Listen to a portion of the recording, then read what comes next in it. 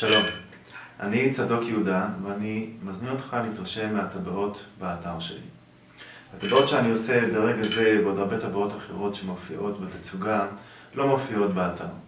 ולמה לא צילמתי אותן? סיבה מאוד פשוטה.